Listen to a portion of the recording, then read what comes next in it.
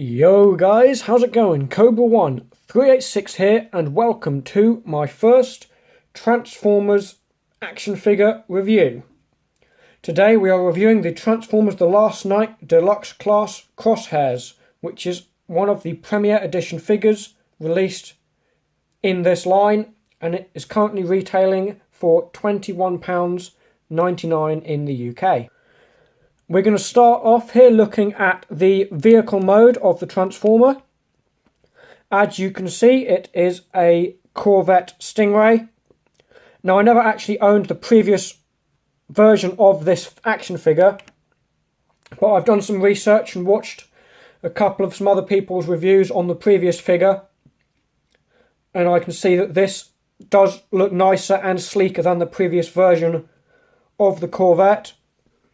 Now, compared to the previous version of the car, you can see this stripe pattern on the side here. On the previous version of the car, they only did this on the one side, but if we turn it around, you can see it is on the both sides of this car. Now, for some reason, the windscreen on this car, which you can kind of see on camera, has like a sparkle effect to it. I don't quite know why. It looks quite good. Some of you might not like it, but I do. It adds something different to the figure. I haven't seen it on any other Transformers so far. As you can see here, the car has silver rims. And then when we come round to the back, you can see that the back is painted mainly black.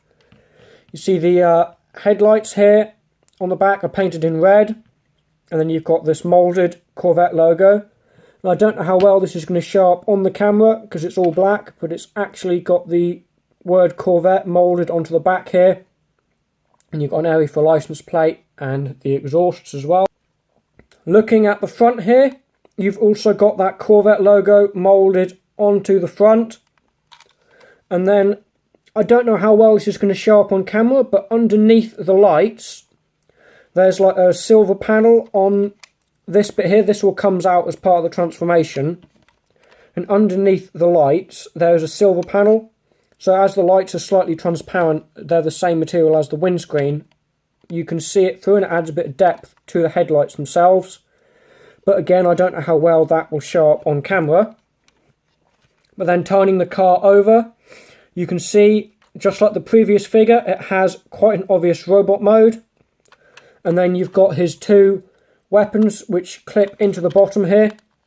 If I just go ahead and unclip this one here, you can see that they have this little tab on the bottom of the magazine clip which slots into this bit just here, and they sit nice and flush underneath the car itself, so it is still able to roll fairly smoothly. And here we have Crosshairs in his robot mode. Now, the transformation itself, although simple enough that I was able to work it out without looking at the instruction book, is still quite an enjoyable process.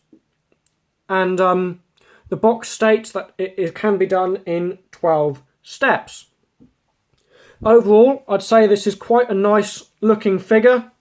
If we just go ahead and fold these flaps here out of the way, you can see that this figure has a lot more silver on it, where the other figure had black. However, when we move in to take a closer look at the figure, you can see that even though the head mould itself, from what I can tell, is virtually identical, there is no black on the top part of the head, so it kind of makes sure the goggles blend in with the rest of the head more and look less like an actual separate part. And the head itself on this figure has painted eyes instead of light piping, which I think looks okay, but depending on what you like, obviously depends on which one you'd prefer. And then moving down a bit, you can see he has the Autobot logo printed on his chest piece. Now, moving down the figure itself, looking at these arm pieces, I personally prefer these arm pieces. I think they've been better done as far as the moulding is concerned, because on the previous figure, this panel on the side of the door here came down and actually went past the end of the hand. On this figure, I think they look more like a defined feature. And then looking, you can see in a bit better detail all that silver on the lower part of his torso and the upper parts of his legs. Now if we just move his arms out the way, you can fold the flaps on his coat out like so. Again, I think that they've done a better job on this part of the figure as well, because not only have they done these in a hard plastic as opposed to the soft rubber, but these ones have green detailing on them and aren't all black. And as you can see, the side panels of the doors, just like in the previous figure, form the sides of his trench coat. However, unlike the previous figure, if we turn him around here, this back piece here, where the bonnet was, actually folds away. If you preferred the trench coat look of the previous figure, you can fold that bit out like so. And then he has that trench coat look again, as he did with his previous figure. And that makes the figure look more like this, with that full trench coat look. Sorry about the quick cut there, guys. It was the heel spurs that hold the figure up actually got caught on my Lego base plate here. That's why I couldn't stand him up, so I made a quick cut just to show you guys what he looks like with that back piece down. Now the figure comes with a pair of machine pistols, which I remember most notably from the scene in Age of Extinction, where he jumps off the back of the Decepticon spaceship they steal and guns down the two ships that are chasing them from his parachutes. You can see they're quite nicely moulded gun pieces, and they have weapon storage on the figure, where there is a small tab just in there. I don't know how well you guys can see that, but these guns are meant to push in onto that tab in there like that and then stay there. But a problem that almost everyone I've seen looking at this figure is having is that the guns will not stick there. So the best way to store them is to actually have him holding them. Now moving on to looking at the articulation of the figure. The head is actually on the ball joint, so you get a small amount of up and down motion, and then the left and right is restricted by his shoulder pieces, but you can get a fair amount of turn on the head itself. The shoulders are on a universal joint, so they can move up and down, and then they can swivel as well. And then you've got a bicep swivel here, and then you've actually got two hinges in here, one of which is the actual elbow and the other one is a transformation joint. And then the hands are on a mushroom peg like so. Crosshairs doesn't actually have any sort of hip swivel at all, and I can kind of see why, but I think they could have probably fitted some in here if they'd really tried.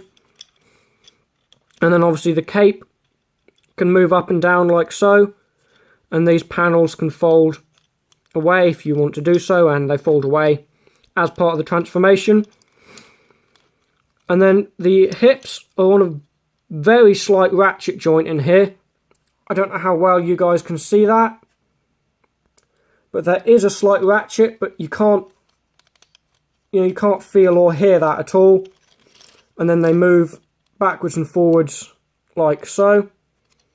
You've got a swivel in the thigh just here, which is on a mushroom peg. You've got the knee joint, and then the foot can move up and down a certain amount along with these heel spurs. So you've got a certain amount of ankle movement on the figure as well. And so there we have it. Also, as a result of the double hinges on his arm here, you can get a virtually 180-degree fold on his arms, allow him to do some poses like the one seen on the box here. But so there we have it. That is the Crosshairs figure. I believe the figure itself has been out in America for a little while now, but it's only just come out in stores in the UK. And I would highly recommend the figure, especially if you're like me and you did not get the version of Crosshairs from Age of Extinction. If you enjoyed this video and would like to see more Transformers reviews on my channel, do leave a like down below. Subscribe to see videos like this, along with some gameplay videos every week on my channel. And I will see you guys in the next video.